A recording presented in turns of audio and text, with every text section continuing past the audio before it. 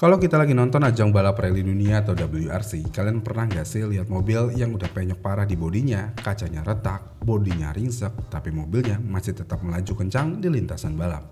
Bahkan terkadang ada juga yang finish dengan kondisi yang bisa dibilang mobilnya itu udah nggak layak jalan.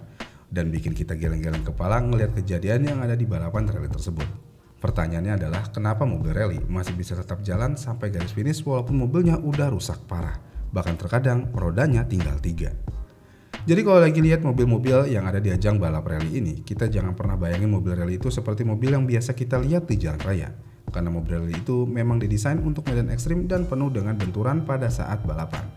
Dan emang dari awalnya mobil ini dibangun, struktur mobilnya udah diperkuat dan harus memenuhi standar regulasi yang udah ditetapkan oleh FIA. Yang mana kerangka mobil rally biasanya akan dipasang roll cage yang berfungsi untuk melindungi pembalap kalau terjadi kecelakaan. Dan selain untuk perlindungan buat si pembalap, dengan roll cage itu bisa ngebuat bodi mobil jadi super kaku dan nggak gampang remuk. Jadi walaupun bodi luarnya terlihat sudah sangat rusak ataupun sudah terlihat sangat ringsek, tapi struktur utama mobil-mobil rally ini tetap solid. Dan tentu aja mobil-mobil rally dengan keadaan seperti itu masih bisa dijalankan sampai mencapai garis finish. Selain itu, komponen-komponen penting seperti suspensi, gardan, dan gearbox pasti akan dilindungi dengan material yang kuat dan tahan dengan benturan-benturan keras. Bahkan selain dikasih material pelindung yang sangat kuat untuk komponen-komponen penting di mobil rally, biasanya di bagian bawah mobil rally juga dilapisi plat baja. Dan semua itu bertujuan agar komponen yang berada di bawah mobil nggak gampang rusak waktu nabrak batu atau loncat pada saat ada gundukan di trek. Selain dari kedua hal tersebut, mobil rally juga didesain dan dibuat dengan rangka mobil model modular. Dan dengan desain rangka tipe modular ini, banyak bagian pada mobil rally yang terpisah dan nggak saling berhubungan satu sama lainnya. Sebagai contoh, misalnya mobil rally terjadi crash kecil dan bemper copot atau pintu penyok, itu nggak akan terlalu ngaruh ke performa mesin atau sistem kemudi si pengendaranya, dan ngebuat si pembalap bisa tetap tancap gas di trek balap sampai garis finish. Ditambah, mobil rally juga didesain supaya kerusakan pada mobilnya nggak langsung merusak sistem vital seperti mesin, rem atau transmisi mobil. Jadi ya selama mesin, suspensi, dan roda masih utuh, mobil masih bisa lanjut balapan sampai garis finish tanpa harus ada kendala yang berarti. Kemudian selain dari material bodi mobil rally ini yang memungkinkan para pembalap bisa jalan terus walaupun mobil terlihat rusak, di mobil rally juga memiliki beberapa sistem cadangan yang membuat mobil ini bisa terus berjalan setelah terjadinya kecelakaan. Sebagai contoh, sistem pengereman yang ada di mobil rally ini biasanya akan dibagi menjadi 2 sirkuit, yang mana kalau salah satu jalur rem di mobil ini rusak, masih ada jalur cadangan yang bikin mobil tetap bisa ngerem walaupun gak sesempurna jika menggunakan jalur utama. Selain itu, sistem kemudi di beberapa mobil rally juga didesain tetap bisa dikendalikan walaupun salah satu bagian as atau sambungan setirnya udah patah. Jadi para pembalap masih bisa memaksakan diri untuk menyelesaikan stage, walaupun keadaan rem sudah tidak sempurna ataupun setir mobil yang udah patah. Lalu selain dari faktor mobil yang mendukung para pembalap untuk tetap bisa lanjutin balapan walaupun keadaan mobil udah cukup rusak parah, skill para pembalap rally juga menjadi salah satu faktor penting di dalam kasus mobil rally yang tetap bisa jalan walaupun udah rusak parah. Yang mana kalau orang awam bawa mobil terus tiba-tiba rusak atau terjadi kecelakaan di jalan, biasanya mereka akan panik dan langsung minggir untuk meminta bantuan untuk dibawa mobilnya ke bengkel. Tapi kalau di kasus pembalap mobil rally, para pembalap akan tahu bagian part mobil mana aja yang masih bisa dipaksa untuk dibawa jalan.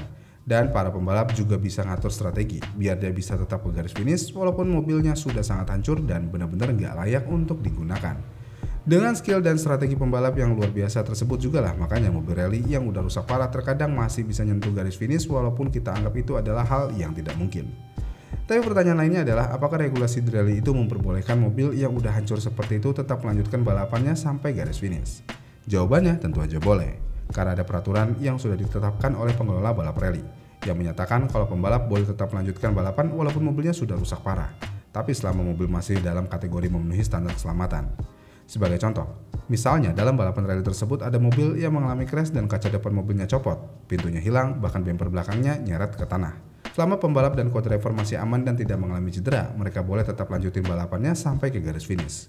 Jadi ya bisa dibilang regulasi rally itu sangat memperbolehkan hal tersebut, dan hal itu tidak melanggar peraturan yang ada di balap rally sedikitpun. Tapi selain dari itu semua, terkadang saya juga suka melihat kalau di balapan rally ini suka ada aja mobil yang sampai velgnya lepas terus tetap dijalankan sampai garis finish. Kenapa mobil itu nggak diganti dulu velgnya dan baru lanjut balapan lagi? Kenapa harus digas terus mobilnya walaupun terkadang cuma pakai 3 roda aja? Jadi semua pertanyaan itu jawabannya adalah di waktu dan pedok. Balapan rally itu beda dengan balapan motorsport lainnya, yang mana kalau balapan mobil lain seperti Formula One ataupun NASCAR, di balapan tersebut tim-tim balap tersebut memiliki pit stop untuk memperbaiki mobil ataupun untuk mengganti ban mobil balap mereka pada saat balapan. Sedangkan di ajang balap mobil rally, tidak ada pit stop yang bisa digunakan oleh para pembalap jika mengalami kerusakan pada mobilnya pada saat balapan. Tapi para pembalap bisa membenarkan mobilnya yang rusak di service area jika sudah melewati garis finish dan melakukan persiapan untuk ke stage berikutnya. Dan dengan hal itu semua, makanya para pembalap akan berusaha semaksimal mungkin mengendarai mobilnya sampai garis finish, supaya mobilnya bisa dibenerin di service area dan para pembalap bisa lanjut kembali balapan di stage berikutnya. Jadi kesimpulannya adalah kenapa mobil rally masih bisa tetap jalan dan sampai garis finish walaupun mobil sudah rusak parah? Jawabannya adalah kombinasi dari desain mobil yang super kuat, material tahan banting, sistem modular, cadangan sistem vital, aturan balapan yang fleksibel, dan tentu aja keberanian serta skill luar biasa dari si pembalap rally itu sendiri. Mobil rally itu bukan sekedar kendaraan, tapi mobil rally adalah mesin tempur yang memang dilatih untuk bertahan dalam kondisi terburuk. Makanya kalau kita nonton ajang balap rally ini dan kita melihat ada mobil yang sudah hancur banget tapi masih tetap dipaksakan untuk jalan, itu berarti si pembalap dan co-drivernya tidak mengalami cedera sedikit pun. Dan itu semua masih dalam batas wajar ataupun tidak melanggar regulasi di balapan rally itu sendiri. Dan kita harus akui ajang balap rally ini adalah ajang balap mobil paling menantang dan salah satu ajang balap mobil yang sangat menyatu dengan alam. Karena dengan kejadian mobil rally yang sudah rusak parah dan tetap digas sampai garis finish ini adalah salah satu bukti nyata kalau balapan rally itu adalah balapan alam liar dengan regulasi yang lebih fleksibel untuk menunjang ajang balap tersebut. Iya kan? Gimana menurut kalian? Komen di kolom komentar di bawah ya, dan sampai jumpa di video selanjutnya.